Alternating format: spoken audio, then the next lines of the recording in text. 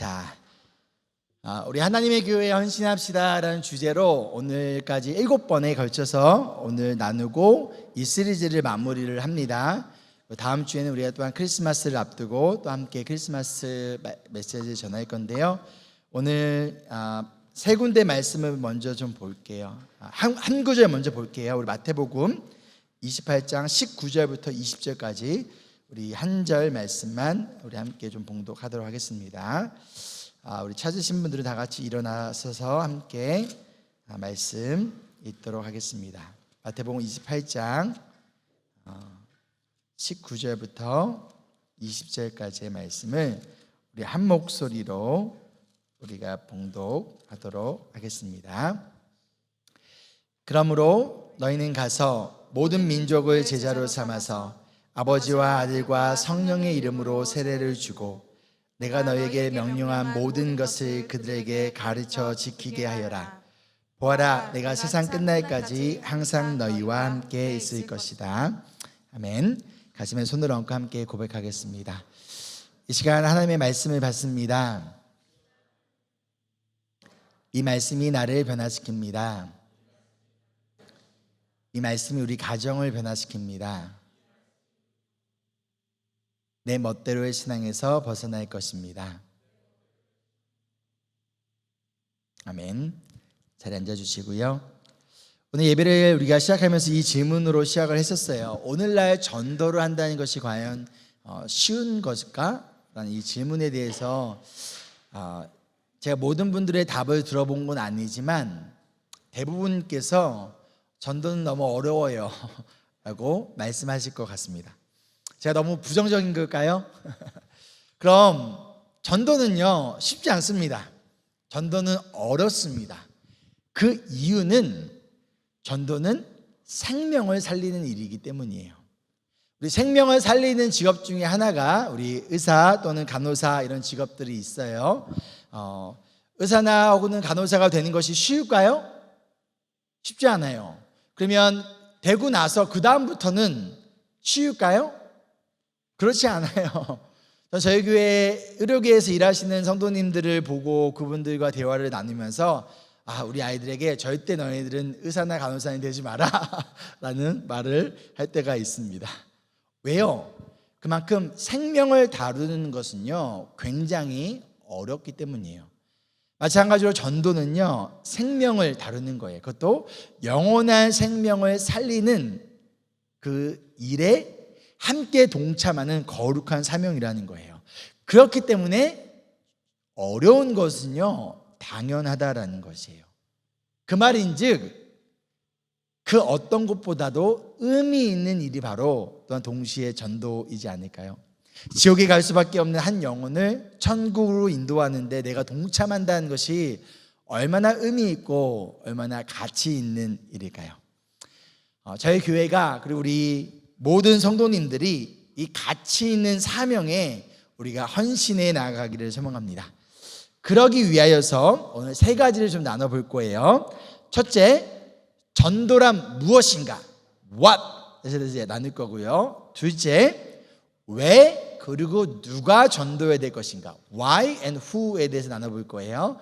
그리고 마지막으로 어떻게 전도해야 될 것인가? How에 대해서 좀 나눠보도록 하겠습니다. 자, 먼저 전도란 무엇일까요?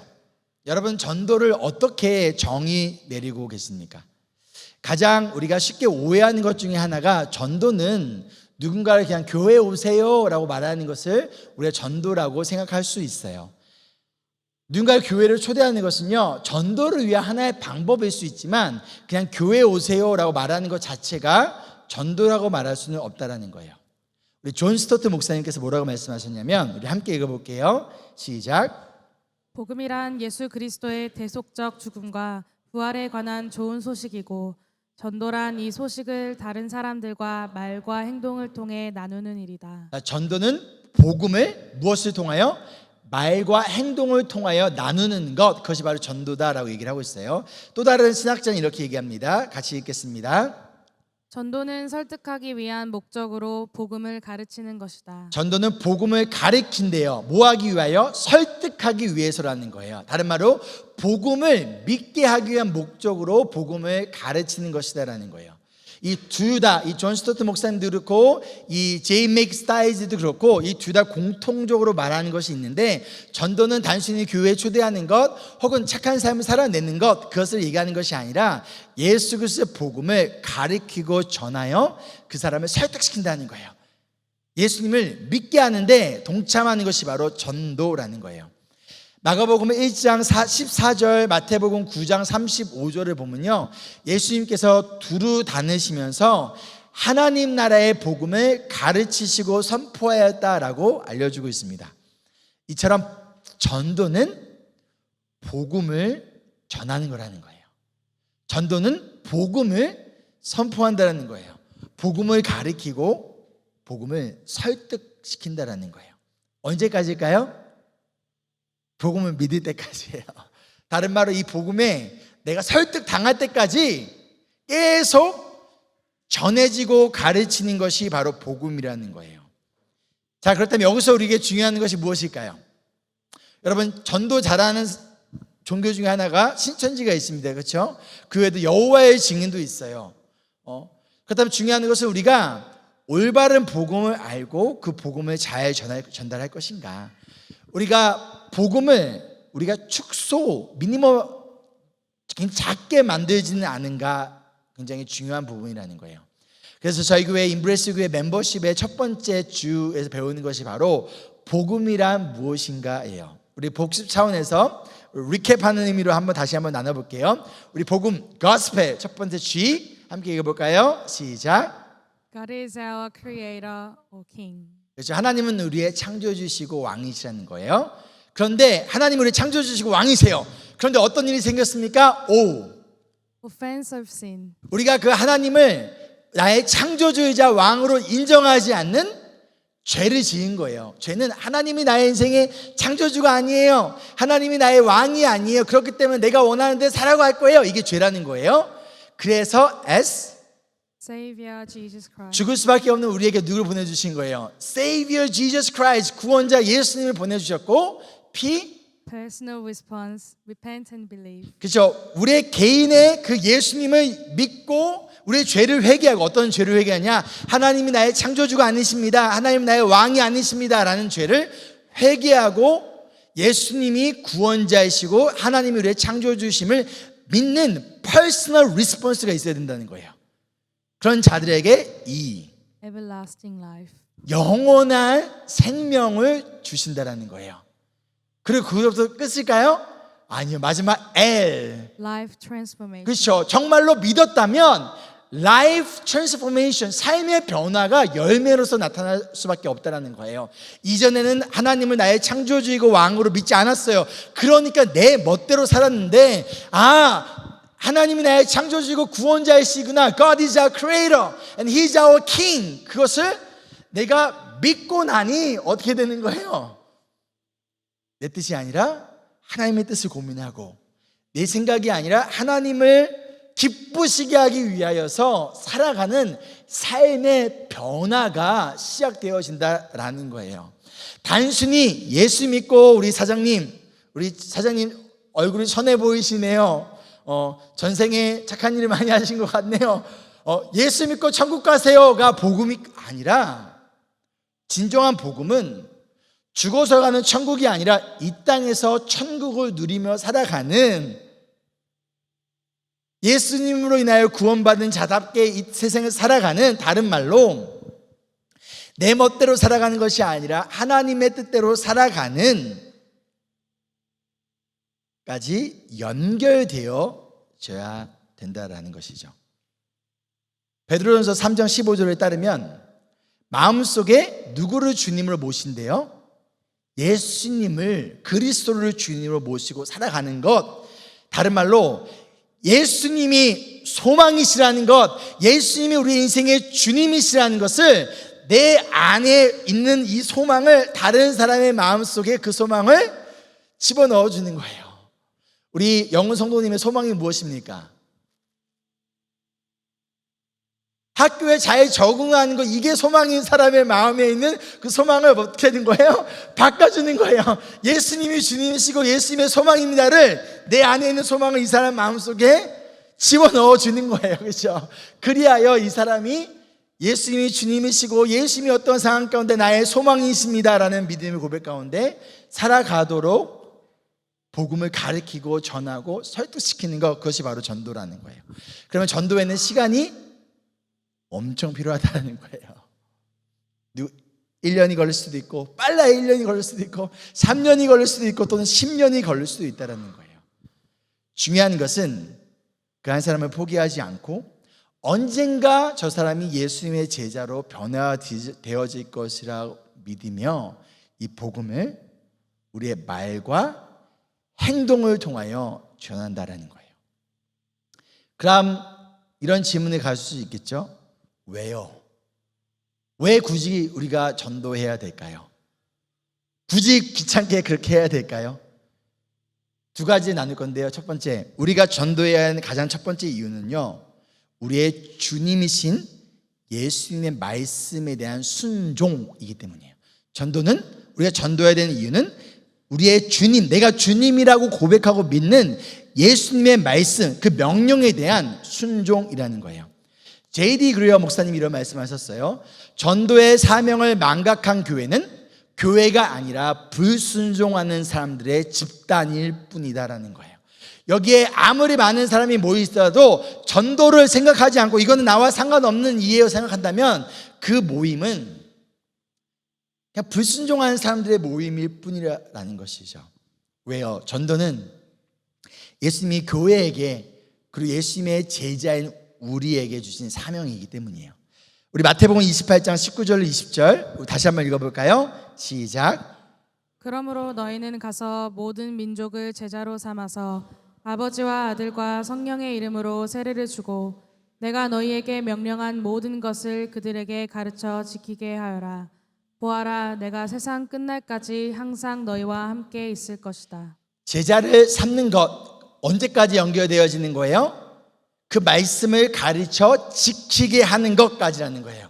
그럼 전도는 복음을 전하고 그 복음의 메시지를 누군가가 믿고 그 복음의 말씀대로 살아가게 하는 것, 그래야 그 사람이 또 다른 제자를 만드는 것까지 연결되어지는 것이 바로 전도라는 거예요. 이 전도의 사명을 잘 알고 있었던 바울은요, 이러한 고백을 합니다. 우리 고린도전서 9장 16절이에요. 우리 함께 읽겠습니다. 시작. 내가 복음을 전할지라도 그것이 나에게 자랑거리가 될 수 없습니다. 나는 어쩔 수 없이 그것을 해야만 합니다. 내가 복음을 전하지 않으면 나에게 화가 미칠 것입니다. 우리가 복음을 전하는 것을 왜 자랑할 필요가 없다라고 얘기합니까? 자랑할 수가 없대요. 왜요? 당연한 것이니까. 당연히 내가 해야 되는 것을 하고 있는데 오히려 이것을 왜 자랑하니에요? 오히려 내가 복음을 전하지 않으면, 다른 말로 전도하지 않으면 나에게 뭐가 있을 거래요? 화가 있을 것이다 라고 얘기하고 있다는 거예요. 즉 전도는 우리 모두에게 주어진 평생의 사명이며 이 사명을 감당하지 않는 것은 불순종이라는 것을 알려주고 있다는 거예요. 아마 누군가가 이렇게 생각할 수 있을 것 같아요. 에이 목사님, 이건 사도 바울의 이야기잖아요. 사도 바울 것처럼 특별히 목회자나 선교사의 부르심을 받은 사람의 경우잖아요 라고 오수진 성도님이 생각할 것 같았어요. 그렇죠? 맞죠? 자, 그럴 거라 생각해서 준비했습니다. 사도행전 8장 4절 우리 함께 읽겠습니다. 시작. 그런데 흩어진 사람들은 두루 돌아다니면서 말씀을 전하였다. 스데반 집사님이 복음을 전했고 그로 인하여 스데반 집사님이 돌에 맞아 순교했어요. 그 이후에 믿는 그리스도인들한 핍박 가운데서 예루살렘에 살아가고 있었던, 평범하게 살아가고 있던 일반 성도들이 이제 흩어지게 됐다는 거예요. 근데 예수님을 믿는다는 이유 때문에 핍박 가운데 흩어지는 자들이 뭐 했대요? 두루 돌아다니며 말씀을 전했다라는 거예요. 사도 바울 같은 특별히 부르심 받은 목회자나 선교사 같은 사람들만 복음을 전하고 전도하는 사명을 주신 것이 아니라 모든 사람에게 전도의 사명을 주셨다라는 거예요. 이어지는 5절을 보면 집사로 선출된 빌립 집사, 구제하기 위하여 선출된 이 집사님을 통하여 사마리아 성에 가서 예수 그리스도를 선포하게 하였다라는 것이죠. 누가? 사도 바울이? 베드로가? 야고보가? 아니라는 거예요. 예수 그리스도의 복음으로 인하여 구원받은 모든 자들이 언제든 어디에서든 부르심받은 그곳에서 예수 그리스도의 복음을 전하고 가르치고 그들을 복음으로 설득시키며 나아갔다라는 것이죠. 앞서 봤던 베드로전서 3장 15절에서도 우리가 가지고 있는 희망 대신 예수님을 언제든지 전할 수 있도록 뭐 하래요? 준비하라라고 말씀하고 있다는 거예요. 우리가 제자훈련을 1단계, 2단계를 많은 성도님들이 받으셨어요. 왜 받았을까요? 단순히 나의 개인의 신앙의 성장과 성숙을 위한 것이 목표가 되서는 안 된다는 거예요. 나눠주기 위하여, 가르치기 위하여 우리는 훈련 받는 거예요. 항상 준비되어지는 거 뭐 하기 위하여? 전하기 위하여, 가르치기 위하여 우리는 언제든지 준비가 되어져야 된다는 거예요. 그렇다면 전도는 잘하냐 못하냐의 문제가 아니라 예수님의 말씀과 그 부르심에 순종하는가 아니면 불순종하는가의 문제라는 거예요. 그리고 우리는 언제든 어디에서든 예수님을 전하기 위하여 내가 지금 준비되어져 가고 있는가, 내가 이것을 어떻게 하면 잘 설명하기 위하여 내 안에 있는 예수 그리스도가 소망이라는 것을 누군가는 병원에서, 누군가는 학교에서, 누군가는 직장과 세상 속에서 나의 소망 되신 예수님을 전하기 위하여 그들의 마음속에 예수 그리스도가 소망이 됨을 바라며 소망하며 전하기 위하여 우리가 준비되어져 가고 있는가라는 거예요. 지금 이 자리에 계신 분들 중에서 그런데 전도를 안 해도 되는 분들이 있습니다. 누구일까요? 혹시 나인가? 그런 생각 드십니까? 그런 생각 들면 안 돼요. 이 자리에 아직 예수님을 나의 구원자이자 나의 주님으로 믿지 않는 분이 있다라면, 즉 여러분이 그리스도인이 아니에요, 여러분이 예수님의 제자가 아니라면 오늘 말씀에 여러분 상관없습니다. 여러분 전도할 필요가 없어요. 왜요? 여러분이 바로 그 전도 대상자이기 때문이라는 거예요. 하지만 우리가 구원받은 예수님의 제자라면 전도는 우리 모두에게 선택이 아니라 필수라는 거예요. 그러기 위하여 우리는 올바른 전도를 위하여 준비되어져 가야 된다는 것이죠. 이것이 첫 번째 이유입니다. 두 번째, 우리가 전도에 대한 이유는요, 바로 하나님을 향한 사랑, 다른 말로 하나님의 마음을 알기 때문이라는 거예요. 우리 누가복음 15장을 보면요, 돌아온 탕자의 비유가 나옵니다. 어느 날 갑자기 둘째 아들이 집을 나가요. 집을 나가면서 뭘 요구합니까? 아버지에게 재산을 달라고 해요. 그것을 가지고 가서 다 써버려요. 방탕하게 살아버려요. 그런데 이 모든 것을 잃고 이 둘째 아들이 집으로 돌아오는 그 길 가운데서 15장 20절을 보면요, 먼 거리에서 누가 아들을 알아봤대요? 아버지가 알아봤대요.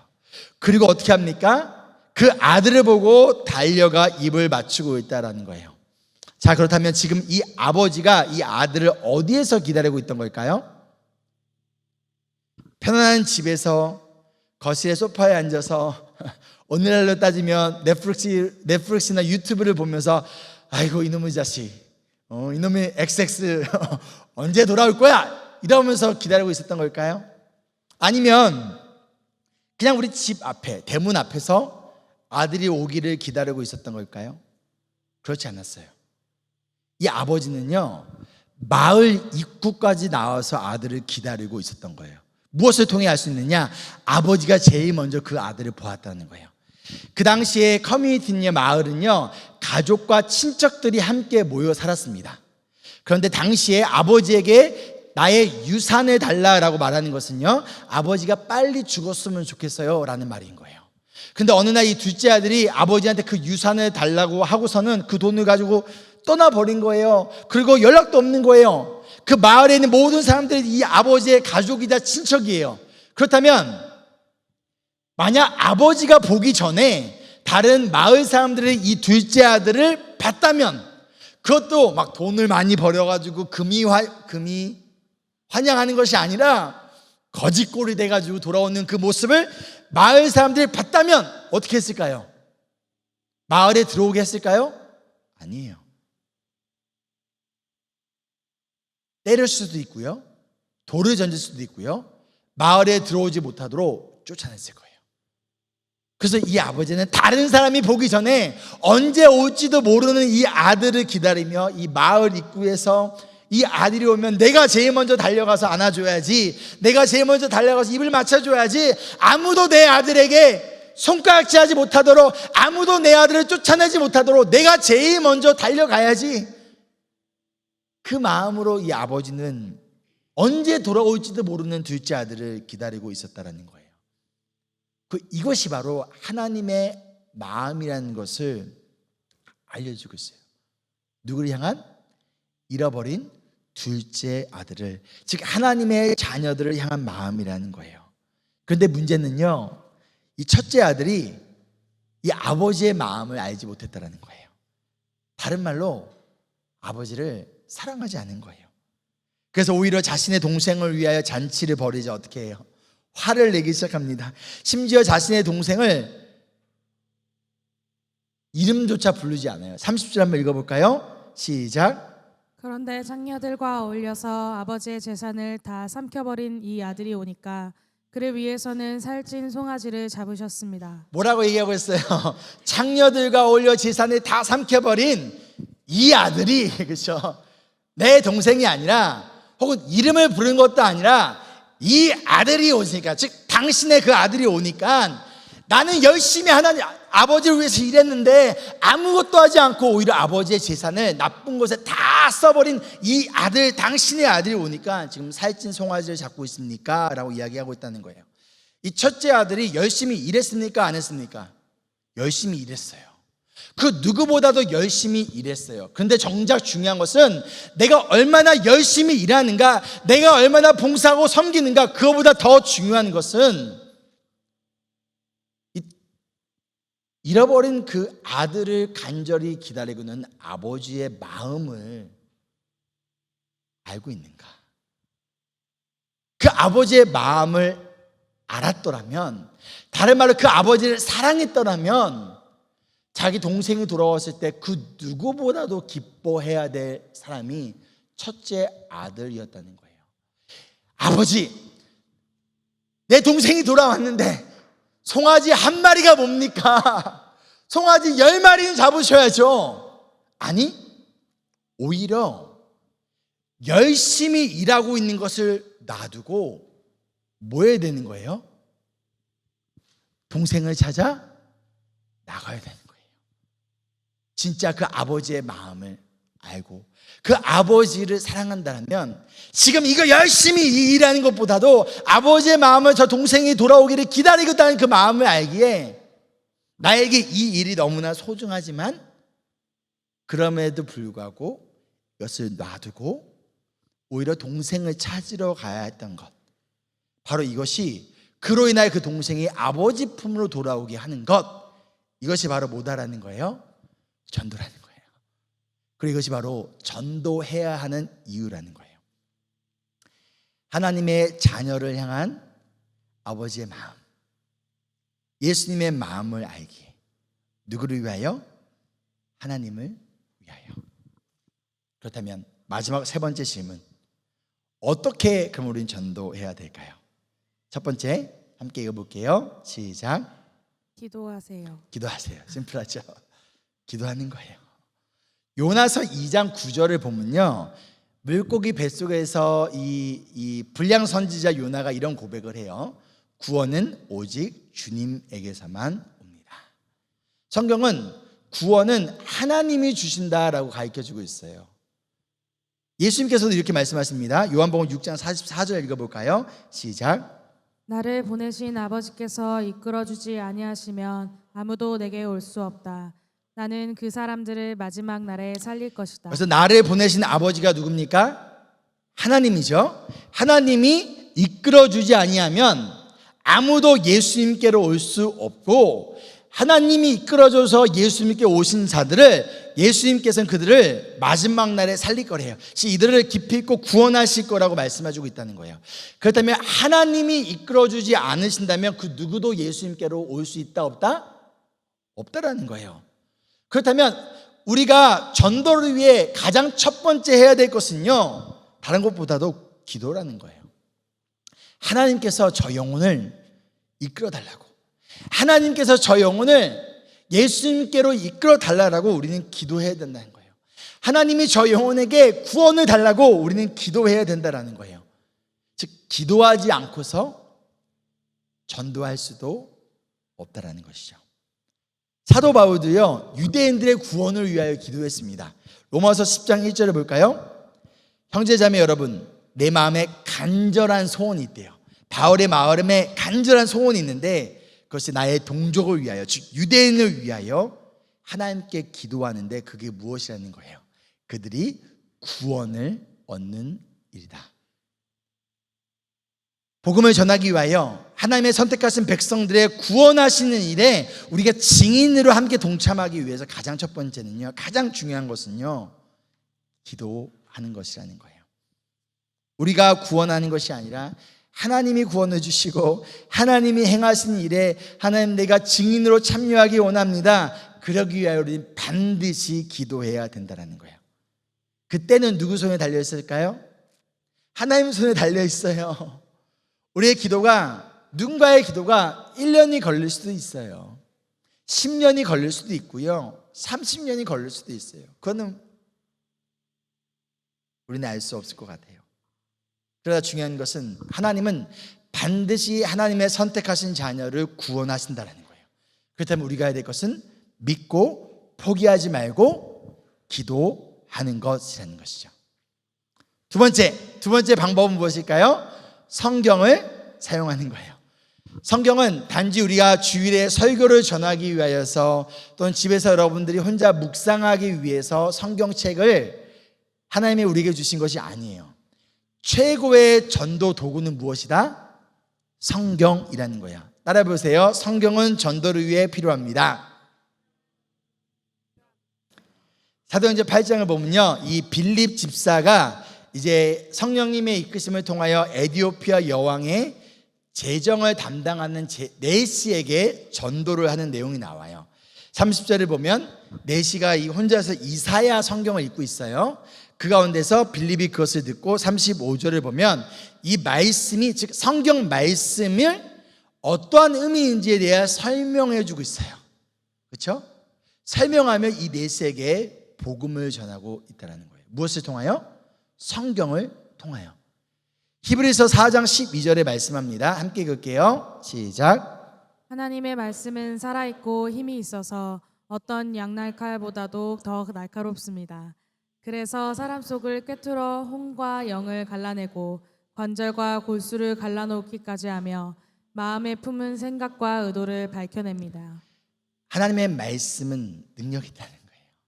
나는 저 사람의 상황을 몰라요. 저 사람의 마음을 몰라요. 저 사람의 마음 속에 있는 죄의 문제가 뭐가 있는지, 무엇 때문에 고민하고 있는지 나는 알 수 없어요. 그러나 하나님께서 말씀을 성경을 통하여 찌르신다는 거예요. 종종 성도님께서 물어볼 때가 있어요. 목사님 혹시 제 얘기 누구한테 들으셨나요? 왜요? 전 들은 게 없는데요.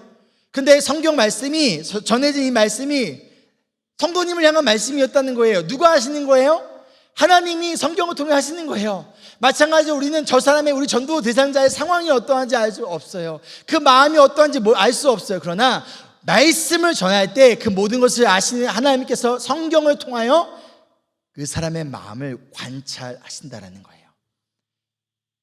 그렇다면 우리는 전도 대상자와 함께 할 수 있는 것이 뭐냐면 함께 1대1로 성경을 읽는 거예요. 마가복음도 좋고요, 처음 시작하기에 요한복음도 좋습니다. 때로는 성경 구절을 전달해 줄 수도 있을 것 같아요. 그런데 나의 말이 아니라 이렇게 생각하시고, 저는 말을 잘 못해요. 저는 어떻게 말해야 될지 잘 몰라요. 그런데 우리가 어떻게 말을 잘하느냐를 통하여서 구원을 얻는 것이 아니라는 거예요. 무엇을 통하여? 하나님의 말씀 대신 성경을 통하여. 그럼 우리의 역할은 얼마나 말을 잘하느냐 집중하기보다 얼마나 이 말씀을 잘 전달할 것인가 하는 거예요. 이 말씀의 의미를 잘 설명해 줄 것인가 라는 것이죠. 즉 나의 말이 아니라, 장청님의 말이 아니라 전해지는 이 말씀, 성경에 뭐가 있다? 권위와 힘과 구원을 주는 능력이 있다는 거예요. 한국의 최초의 개신교 선교사님이 누구시죠? 여러분 누구시죠? 개신교 선교사님. 그렇죠? 로버트 토마스 선교사님이에요. 이 토마스 선교사님이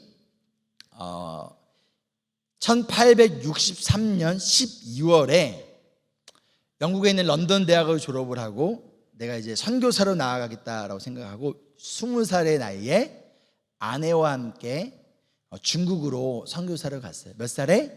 20살에. 결혼은 몇 살에 하는 거예요? 20살에. 저는 저희 열방이한테 이렇게 얘기해요. 18살에 결혼하라고 얘기해요. 좀 빨리 우리 아들이 결혼했으면 좋겠어요. 빨리 결혼해가지고, 왜? 전 솔직히 그랬습니다. 왜냐면 우리 아들이 20대를 살아가면서 이 수많은 여러 가지 안 좋은 유혹에 난 노출되지 않았으면 좋겠어요. 빨리 결혼해서 복음을 전하는 일에 딴 데 신경 쓰지 말고, 아이도 좀, 제가 후회되는 게 아이 2명밖에 안 낳은 거예요.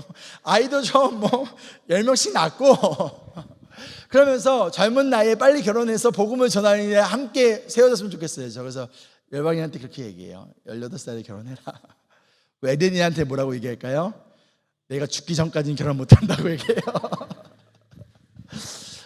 그러니까 열방이가 그 얘기 듣더니, 아빠 에이즈 케어 들어가도 그럼 에덴이 데리고 갈 거냐고. 제가 그때 충격받았다고 말씀드렸죠. 어떻게 나를 너 에이즈 케어 보낼 생각을 했어? 너무 마음이 상심이 되는 거예요. 나중에 열방에 편지 썼어요. 아빠 미안해요. 아빠 끝까지 같이 살게요 라고 했는데, 자 20살에 아내와 결혼을 해서 복음을 전하러 갔어요, 중국에. 근데 어떤 일이 생겼을까요? 아내가 임신을 했는데 거기서 유산을 해요. 얼마 있다가 풍토병에 걸려서 아내가 중국에서 죽게 돼요. 얼마나 낙심이 될까요? 내가 복음을 전하기 위하여 좋은 대학을 졸업하고 이 모든 커리어를 놔두고 20살의 이 젊은 나이에 내 아내와 함께 복음을 전하러 갔는데, 그 결과가 아무도 구원하지 못하고 뭐 하는 거예요? 내 아내가 죽어버린 거예요. 절망과 실망 가운데 있었던 이 토마스 선교사님이 나중에 한글을 배우기 시작해요. 그리고 26살의 나이가 됐을 때 하나님이 준비시키신 거죠. 중국에서 이 26살의 나이가 됐을 때 마침 통역관, 트랜슬레이터가 필요하다는 것을 알고 제너럴 셔모너라는 배를 타고 한국의 대동강에 들어갑니다. 평양에. 그 당시에 흥성군이라는 사람이 나라를 조선을 다스리고 있었는데, 그때 쇄국 정책이라는 걸 펴요. 그게 뭐냐면 외국에 있는 외국에 있는 문화가 한국에 들어오면 안 된다는 거예요. 다 막는 거예요. 그 쇄국 정책 가운데서 이 제너럴 서문화가 이 대동강에 들어오기도 전에 이미 불화살이 쏟아지고 그 배가 다 불에 타기 시작한 거예요. 그 배에서 살아남고자 마지막에 나왔던 이 토마스 선교사님, 왜 마지막에 나왔을까요? 이 조선에게, 이 한국에게 말씀을 전하기 위하여 번역한 이 성경을 가지고 나오느라 제일 늦게 나왔는데, 나오자마자 박충권이라는 이 군사에게 칼에 목이 잘려 죽습니다.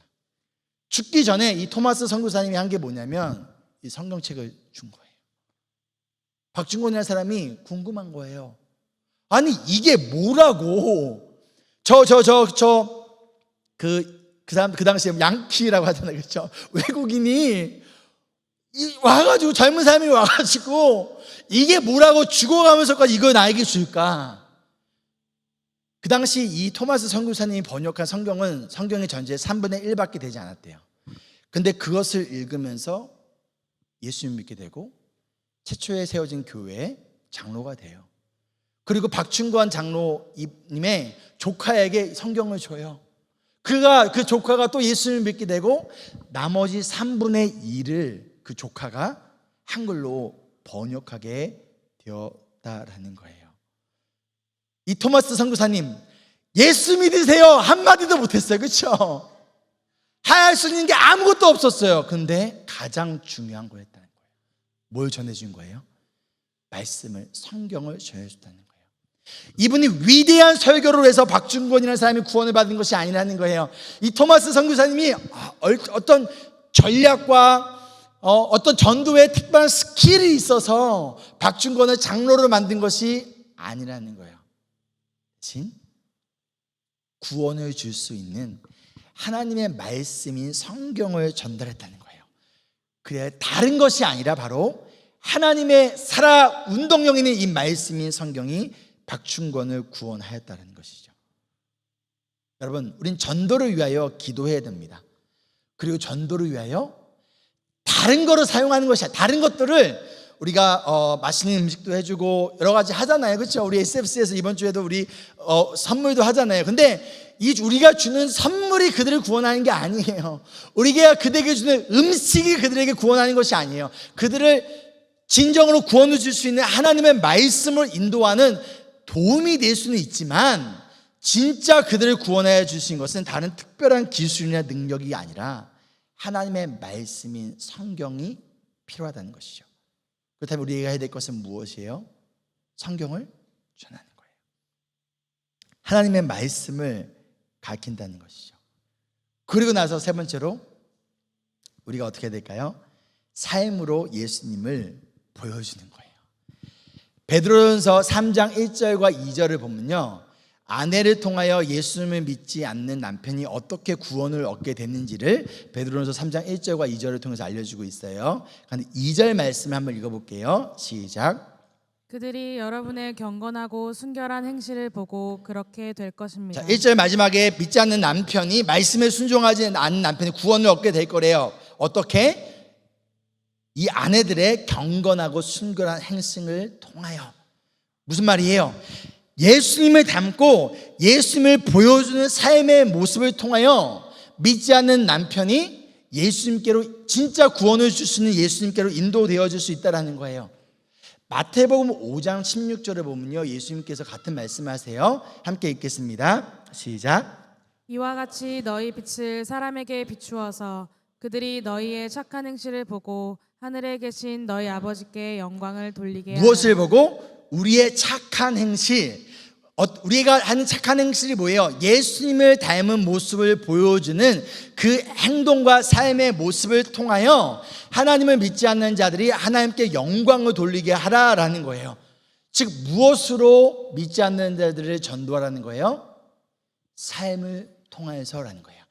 나의 착한 삶이 그들에게 직접적인 구원을 준다는 것이 아니라 우리의 삶이 누군가에게 진짜 구원을 줄 수 있는 예수님께로 인도하는데 방해물이 되어서는 안 된다는 거예요. 우리의 삶이 세상 속에서의 다른 우리의 삶의 모습을 통하여 누군가가 예수님에 대하여 궁금하기 시작한다는 것이죠. D.L. 무디가 이런 말을 했어요. 세상 사람 100명 중 1명은 성경을 읽지만 99명은 그리스도를 읽는다라는 거예요. 우리는 성경을 읽어서 하나님이 이러신 분이시구나, 예수님이 이러신 분이신가 성경을 통해서 알지만 성경을 모르는 사람들은 예수님을 믿는 우리의 말과 행동과 삶의 모습을 통해서 하나님은 저런 분이시구나, 예수님은 저런 분이시는구나 라면서 우리의 말과 행동을 읽는다라고 표현하고 있다라는 거예요.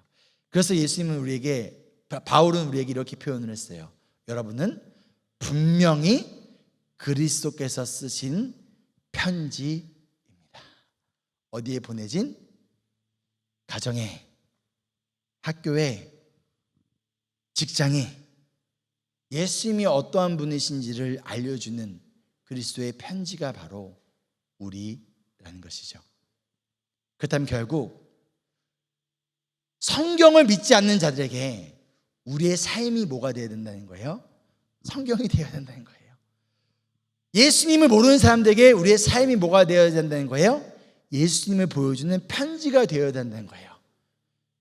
그리고 우리의 삶 자체가 무엇이 되어야 된다? 전도지가 되어야 한다는 거예요. 이걸로 말씀을 끝날 뻔했는데 오늘 우리 오프닝 때 이 질문이 있었잖아요. 오늘날 전도를 하는 게 쉬울까요? 그때 제가 어떤 성도님하고 나눌 때 어떻게 하면 전도할 수 있을까요? 했을 때 그 한 성도님이 우리의 삶의 이야기를 얘기를 했어요. 우리의 삶이 그만큼 따라주지 못해서 전도하는 게 어렵다. 그래서 제가 뭐라고 얘기했냐면, 그래서 때로는 오히려 그것이 좋은 기회가 될 수 있지 않을까요? 라고 얘기를 했어요. 무슨 말이냐, 지금 우리가 예수님 같이 완벽한 삶의 모습을 보여야지만 누군가를 전도할 수 있다는 것이 아니라, 예수님의 삶의 모습을 끊임없이 보이려고 노력하지만 그 가운데 우리는 실패하고 좌절하고 그렇게 하지 못할 때가 있다라는 거예요. 그런데 그런 우리를 세상에서는 너 이거 못했네, 너 실패했네, 너는 아웃이야 라고 말하지만 예수님은 그러지 않으신다는 거예요. 우리가 부족하고 넘어지고 실패했지만 그럼에도 불구하고 예수님은 우리를 포기하지 아니하시고 우리에게 찾아와 주시고 우리에게 또다시 기회를 주시는 분, 바로 우리가 전달해야 될 것은 예수님처럼 완벽한 삶을 살아내라 라는 것이 아니라 불완전하고 연약한 우리의 삶 가운데 그럼에도 불구하고 우리를 포기하지 아니하시고 우리 이끌어 가시는 예수님의 은혜와 사랑을 보여주는 것, 전하는 것, 그것이 바로 우리에게 필요한 모습이지 않을까요? 말씀을 마치며, 예수님은 저와 여러분을 전도하기 위하여 이 땅에 오셨습니다. 그날이 바로 언제인 거예요? 크리스마스인 거예요.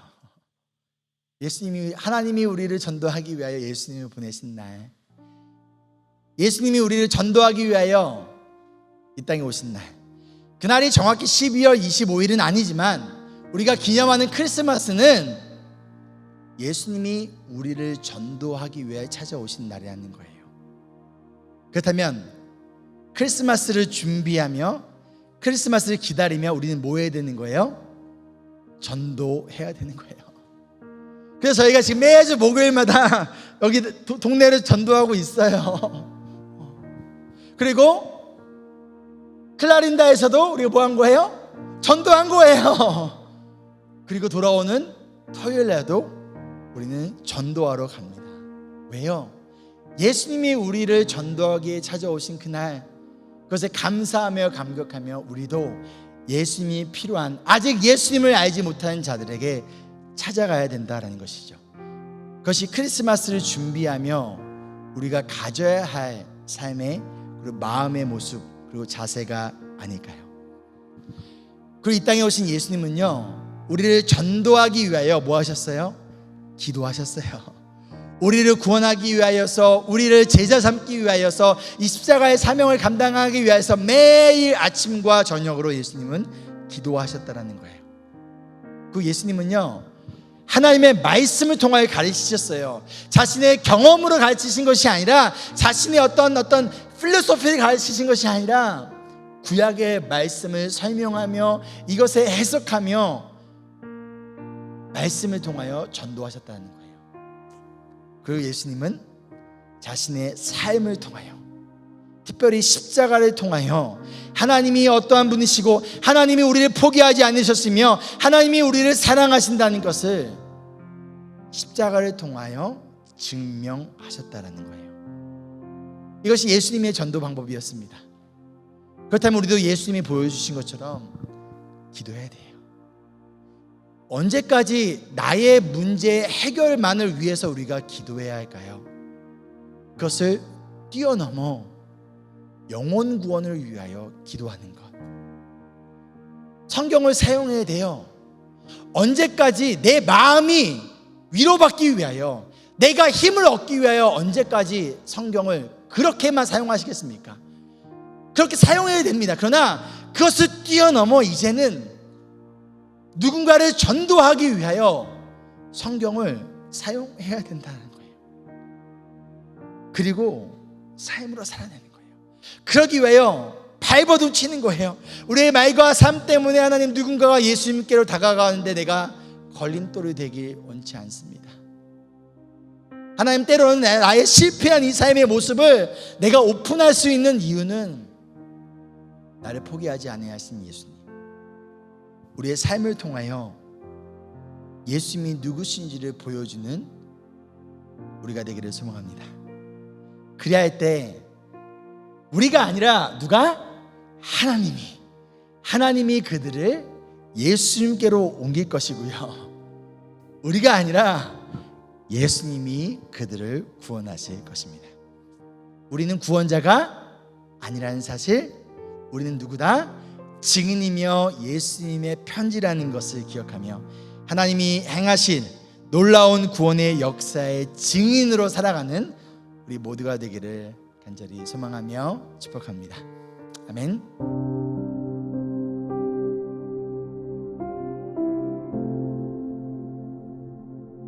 적용하실 분들께 적용하시고요, 또 기도하실 분들은 기도하시고, 그런데 함께 찬양하실 분들은 함께 찬양했으면 좋겠습니다. 내 삶의 소망.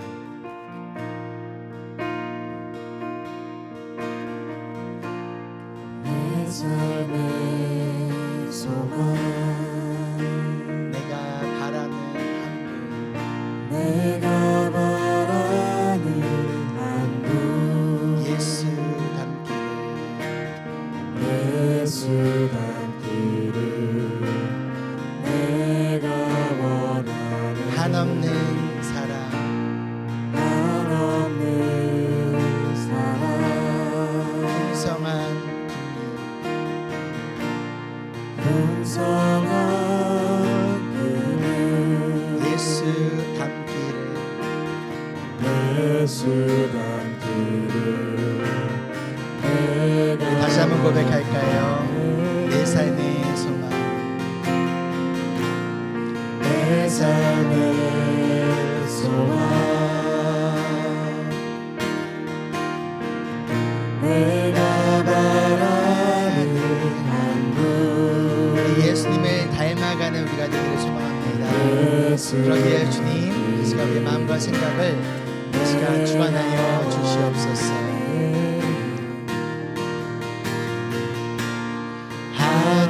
한없는 사랑, 풍성한 긍휼을 이 시간 우리 가운데 보여주시고, 풍성한 그 사랑과 긍휼 가운데 우리가 먼저 회복되어지는 시간 되기를 소망합니다. 예수 닮기를 내가 원하네. 예수 닮기를, 예수 닮기를 예수 보기를, 예수만 높이길 내가 원하네.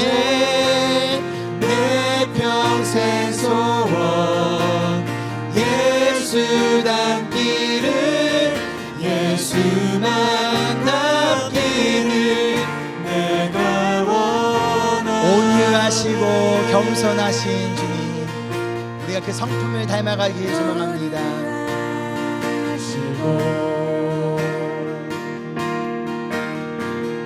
겸손하신 성품, 예수 닮기를 내가 원하네. 자비하시고 위로자 되신 주, 자비하시고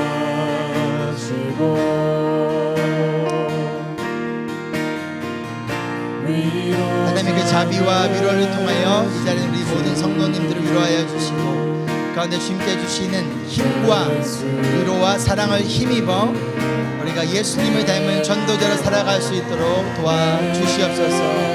예수 닮기를, 예수 보기를, 예수만 높이길 내가 원하네. 내 평생 소원 예수 닮기를, 예수만 닮기를 내가 예수 닮기를, 예수 닮기를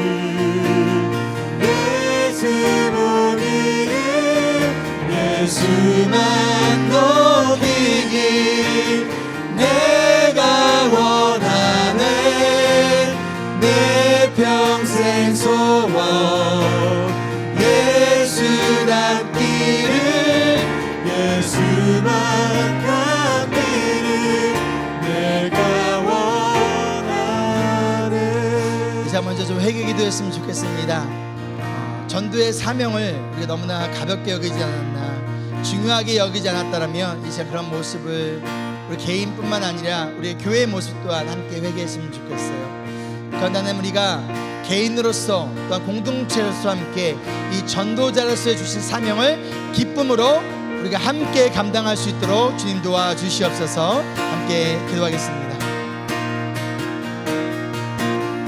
예수 닮기를 예수 보기를 예수만 높이길 내가 원하네. 내 평생 교회 가운데 주신 전도의 사명을 회복시켜 주시고 예수 우리가 전도를 하나의 옵션이 아니라 필수로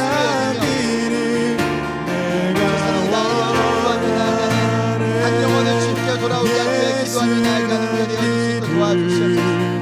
예수 보기를 예수만 높이길 내가 원하네.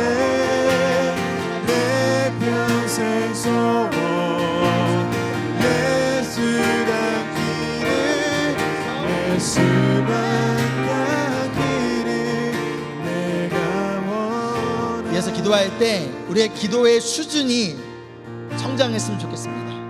나의 문제 해결만 위해서 기도하는 것이 아니라 그것을 뛰어넘어 한 영혼을 위하여서 잃어버린 영혼을 주님께로 돌아오기 위한 목적의 기도로 우리의 기도가 더욱더 성장되어지고 성숙되어지길 소망합니다. 우리 함께 기도하겠습니다. 우리 문제만을 해결하기 위해서 나아가는 예수 그것을 뛰어넘어 한 영혼을 불러주시는 기도까지 내가 원하네.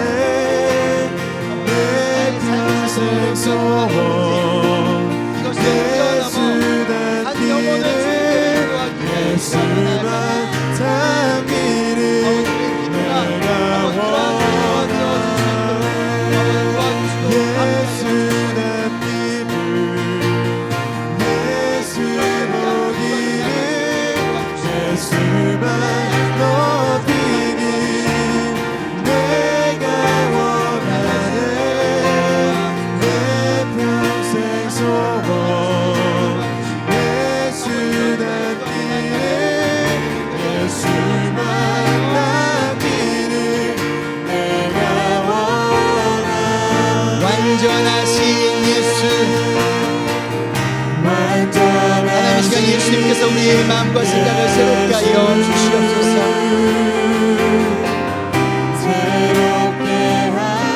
우리의 영혼을 온전하게 하여 주시옵소서. 주님, 연약한 내 영혼 온전하게 완전하신 예수,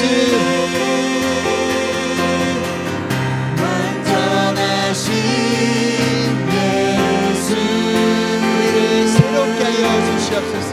새롭게 하시네. 연약한 내 영혼 연약한 내 영혼 온전하게 되리. 온전하게 되리. 예수 닮기를 예수 보기를 예수 보기를 예수만 높이길 내가 원하네. 내 평생 소원 예수 닮기를 예수만 닮기를 내가 원하네. 지난 월요일에 이제 여기 브라이튼 교회 이제 보드 미팅하고 당회 미팅이 있었어요. 다 끝나고 나서 이제 저희 91세 우리 아이반 장로님 제가 이제 모셔서 교회 오고 당회할 때 또한 당회를 마치면 이렇게 모셔다 드리는데 혼자 거동이 불편하시니까 그래서 이런저런 대화를 나누고 이제 집 앞에 딱 내려서 혼자 차에서 내리기도 힘들어하셔서 문 열어드리고 그리고 이제 그분이 빨리 가라고 좀 미팅이 길어졌거든요. 그래서 에비게일 must be a good cooker 막 이러시면서 에비게일이 맛있는 음식하고 기다리고 있을 거야. 그래서 제가 물으니까 I don't think so. 아무튼 그리고 아직 시간이 늦어서 빨리 집에 가야겠다. 너무 피곤하기도 하고 그래서 보통은 제가 내려드리고 문 앞까지 같이 가가지고 들어가시는 거를 확인하고 그러고 나서 가요. 근데 내려드리고 거기 문 앞까지 가시는 거는 보고 나서 제가 들어가는 거까지 확인 안 하고 그냥 왔어요. 왔는데 몇 시간 뒤에 전화가 온 거예요. 그 입구에서 넘어지셨다는 거예요. 그래가지고 이마가 이렇게 깨져가지고 그 패라메딕이 와가지고 이제 싣고 이제 응급실로 가신 거죠. 가가지고 막 CT 촬영도 하고 막 여러 가지 검사를 하고 막 마음이 너무 내가 그 집 안까지 모셔다 드렸어야 되는데 내가 소파까지 앉혀주셨어야 되는데 막 그런 죄책감 막 몰려오는 거죠.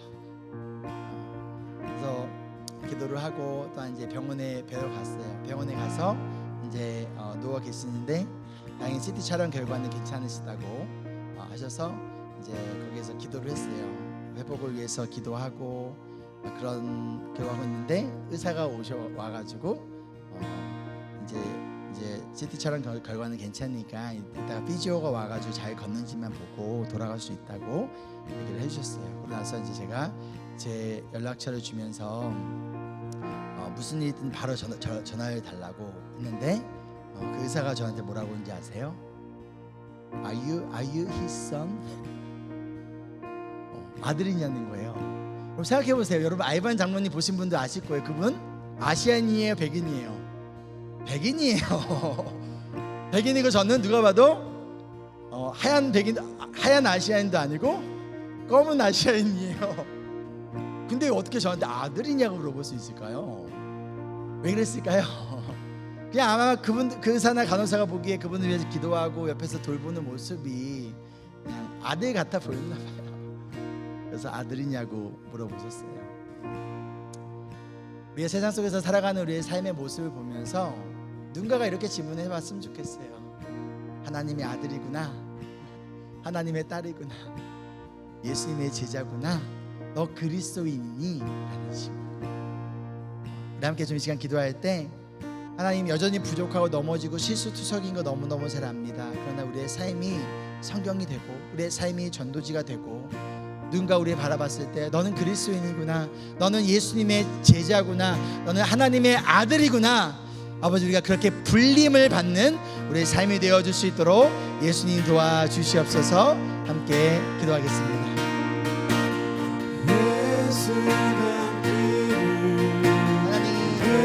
우리의 삶이 성경이 되고 우리의 삶이 전도지가 되어서 우리가 우리 말과 행동을 통하여서 너는 그리스도인이구나, 너는 예수님의 제자이구나, 너는 하나님의 아들이구나, 아버지 우리 그렇게 불림을 받는 우리가 되어지기를 소망합니다. 그러기에 주님의 도우심을 필요함을 고백하며 나아가니 아버지 우리 도와주시고 붙잡아주시고 우리 연약하고 부족한 모든 모습 가운데서 하나님의 도우심과 하나님의 함께하심을 구하며 나아갑니다. 우리가 그런 삶을 여전히 살아내지 못하지만 그러나 포기하지 않게 도와주시고 그런데 주님의 모습을 끝까지 보여주고 전하는 이 삶을 포기하지 않고 나아가는 우리 모두가 되어줄 수 있도록 도와주시옵소서. 우리 다 같이 일어나서 찬양할까요? 예수 닮기를, 예수 닮기를, 예수 보기를, 예수만 높이길 내가 원하네. 내 평생 소원 예수 닮기를, 예수만 닮기를.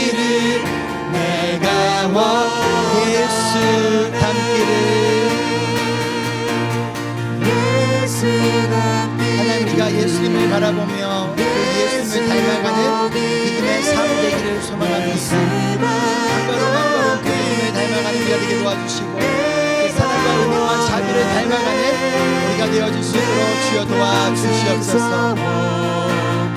예수만 길을 예수만 걷기를 내가 원하네. 사랑과 은혜가 풍성하신 주님 감사합니다. 우리를 전도하기 위하여 이 땅에 오신 예수님, 크리스마스를 우리가 준비하고 기다리며 아버지 우리 또한 예수님을 알지 못하는 자들에게 잃어버린 영혼들을 찾아가는 이번 크리스마스가 되기를 소망합니다. 그러기 위하여 우리가 기도하게 하여 주시고 하나님의 말씀을 사용하게 도와주시고 나아가 우리의 삶이 예수님을 보여주는 우리의 삶 가운데 우리의 실패를 덮으시고 가운데 우리를 포기하지 아니하시는 하나님의 은혜와 예수님의 사랑을 우리의 삶을 통하여 증거하는 우리가 되어줄 수 있도록 도와주시옵소서. 가운데 하나님 또 하나님 나라를 위하여서 이 전도의 사명을 감당하기 위하여 우리 성도님들 귀한 예물 올려드립니다. 아버지 먼저 그의 나라와 의를 구하며 나아갈 때 아버지께서 먹을 것을 공급하여 주시고 또한 이들의 자녀들을 주님께서 책임져 주시며 나아가서 우리가 우리 교회만을 위해서가 아니라 열방을 위하여 열방을 품고 우리가 함께 섬기며 나아가는 우리 귀한 교회 되기를 간절히 소망하며 이제는 그 크신 하나님의 은혜와 예수님의 사랑하심과 성령님이 함께하심이 지금 이 시간부터 영원히 함께하기를 간절히 축원하옵나이다. 아멘.